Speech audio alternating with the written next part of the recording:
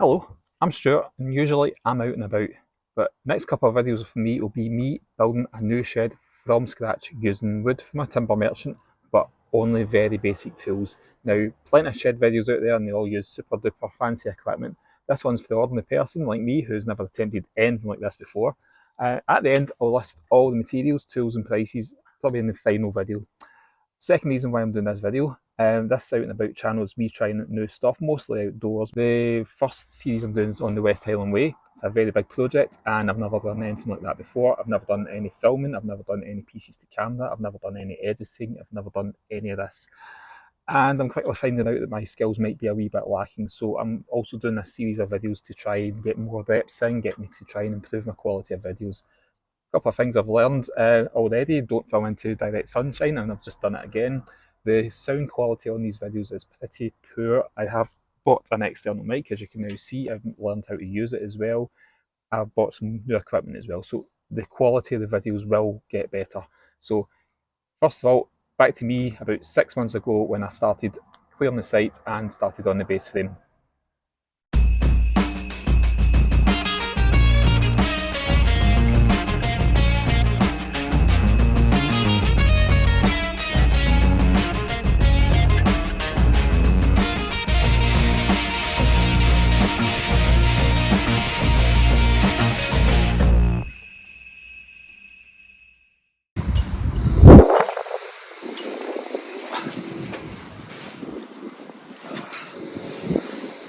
Right, thank you future me. So, this is my project to build a shed.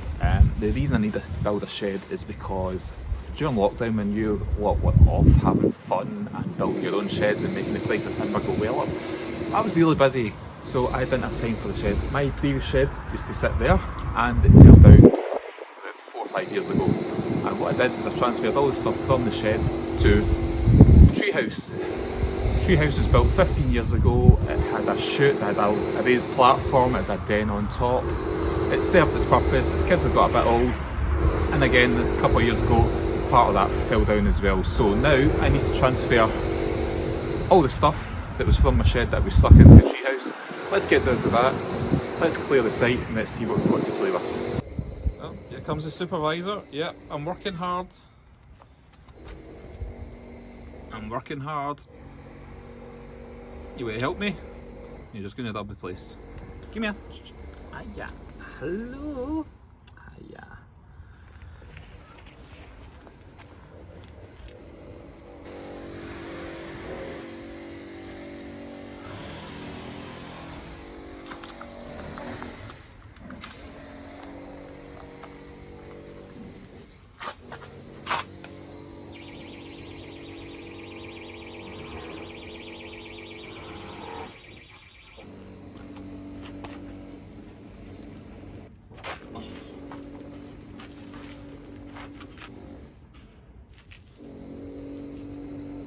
Apologies for the background noise, my neighbours have decided to start ripping their house apart or something. Cleared out the shed, I've cleared out the underside of the treehouse. I'm having a look at it. So it's made of some sort of, I think it's 4x2 joists, 1, 2, 3, 4, 5 of them, so good spacing, and deck boards on top, and then I raised it up by 1 metre onto these 75 by 75 fence posts. So what I'm wanting to do is drop this down to almost the deck, put it on some bricks, get it levelled off, and we'll go from there. However, it's too heavy for me to lift it down by myself, so what I'm going to have to do first of all is strip these deck boards off of it.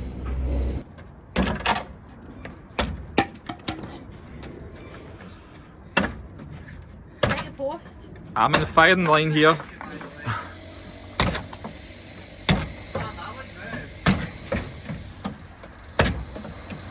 That's such a quick struggle. That's right after farm. Ah, man. Check it, it's farm.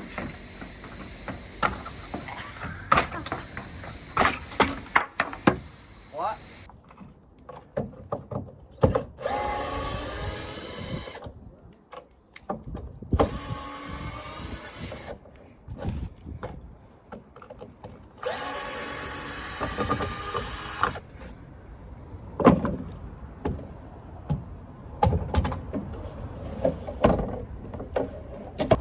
So, sun going down, it's getting a wee bit cold, so I'm going to wrap it there for the day. I don't have a set timeline for this job, but I'm kind of happy with the progress made today.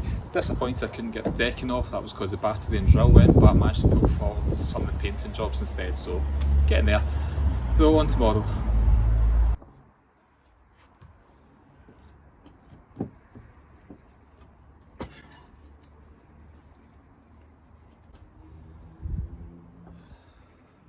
So, taking off as many screws as I can, but I've got a wee problem here. Along this line here is where I've got a line of screws, and it also just happens to be where the previous wall was, and it means a lot of water is pulled in this area. The decking is starting to crumble here, not very good condition, and the screw heads are rusty, so they're not coming out. But nothing that can't be solved with a £2 hammer and a bolster chisel, so I'm just going to get the chisel underneath it, try and take the head of the screw off. I'm going to have to be careful that I don't split this bit of wood in two because it's pretty weak here.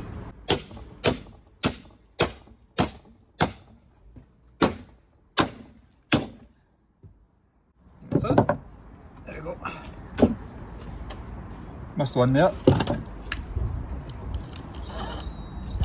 Yep, same problem. Oh, there we go. That one does come out.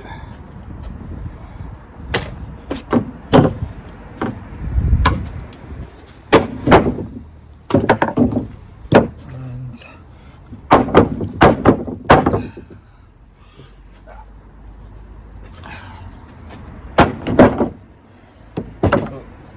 as you can see, the deck board on the underside actually looks quite good, so I'm going to flip all the deck boards and use this side. That's not.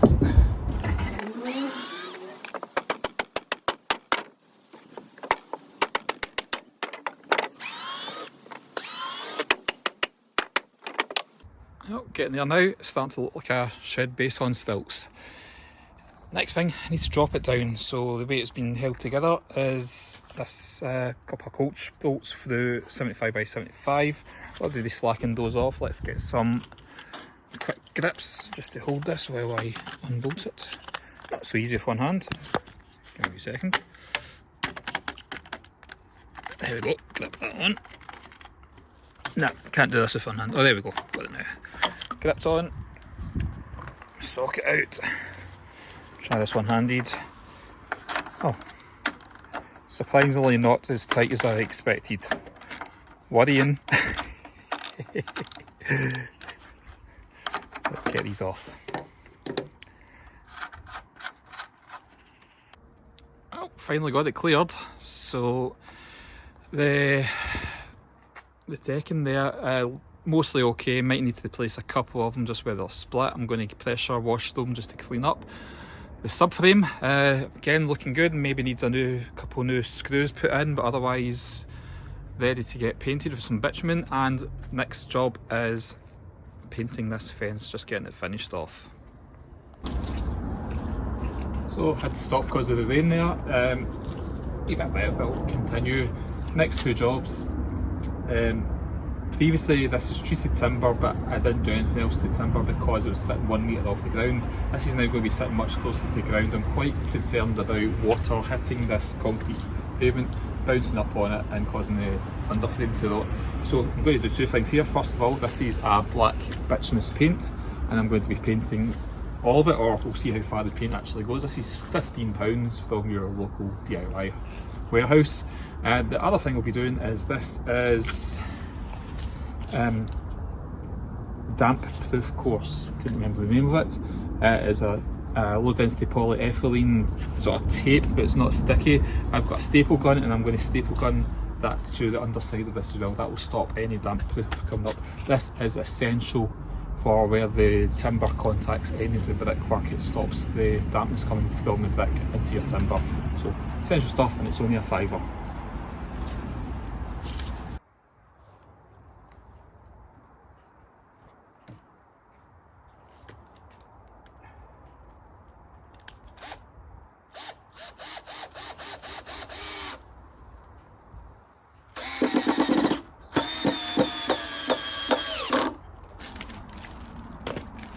strengthened the frame a bit more. Some needed a couple extra screws in places, and I've completed the bitumen coating of it. Now remember, this frame's currently upside down. This is going to be the surface facing the ground, so this is the surface that I want to put on my damp-proof course. My old staple gun was a victim of not having a shed. The water's got into it. It's all dusty, so I went and bought myself a new staple gun yesterday. And of course, when you buy a staple gun, it doesn't come with staples. This is a 14mm staple gun. So I bought some 14mm staples, and you would think the person in the shop would say, oh, by the way, those staples will not fit into that staple gun, even though they both say 14mm. So I'm not going back to the shop today. Instead, I'm just going to attach it using some round head galvanised nails. So let's find the end of it. That there. Come on.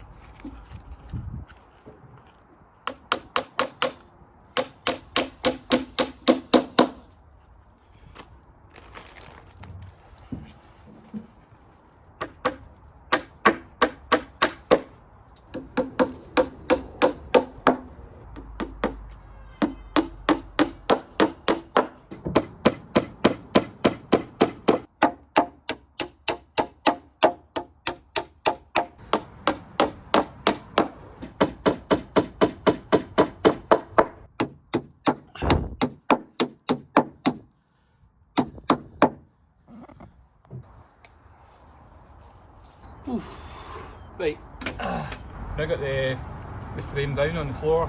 I'm now going to support it with bricks, and I'm going to try and get it level. The two things I need for this: measuring tape, spirit level, absolutely essential.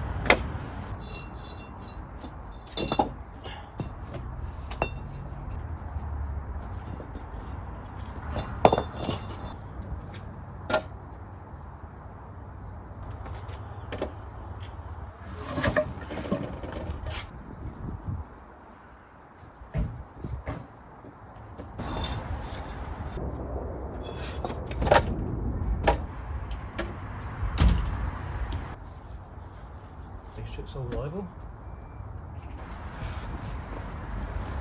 That is not level. It's not. Bang on. That's pretty good. It's not easy doing this with an audience. If you want to bang on, but it's like less than like 1 centimetre. Okay, so I need to stop saying okay and so as well. I start everything by saying okay, so.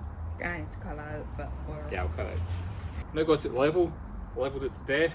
We're pretty happy with the level of it. Now the last thing I need to do is make sure it's square. So I'm going to measure here to here, and I'm an engineer working millimetres, and that is 2400 bang on. And what do you think this is going to be? 2400 is actually 2403, 3mm more, which is mad. Check this, and that is exactly 3100, which is actually 100mm more than I planned when I came up with all my drawings, so I'm going to have to watch that. And hopefully this is going to be 3100.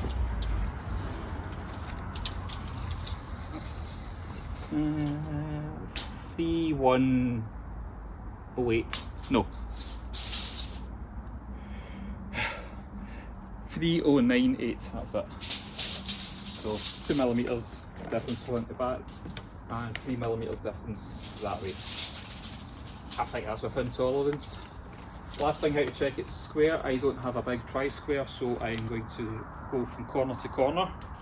I've got 5m tape, so it should be plenty. Grab it in the corner. Go to this corner.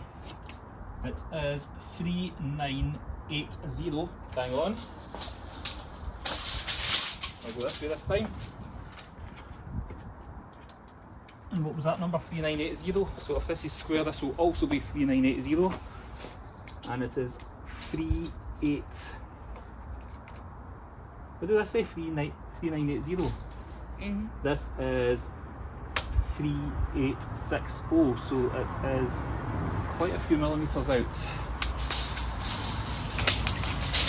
And looking at it, it's going that way, so this has to come that way. Did you move it? Yeah. Go more.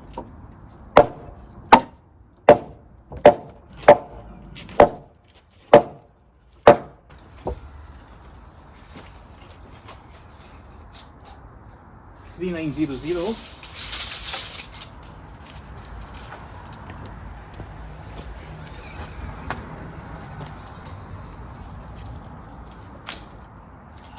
3940. So you only moved it by about 10 mil. How about we move this side out a bit?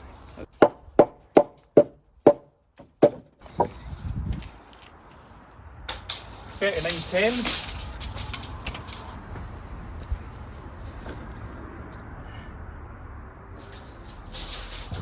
3920, but you know what? I think we're going to go for that. No. No, not accurate enough for you. Go for it then.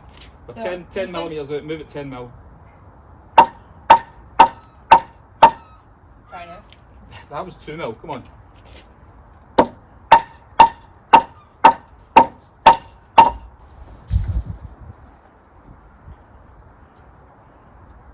Still 3920, but let me just check this out. That's 3915. It's in 5 millimetres. Okay.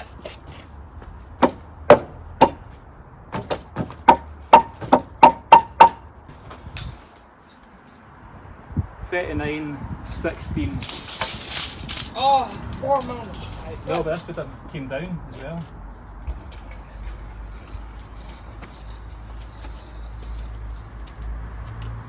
$39.18. Leave it, it's within 2 mil. Yes. What side? What side? Tap it once. Right, I'm not even measuring that, I'm done.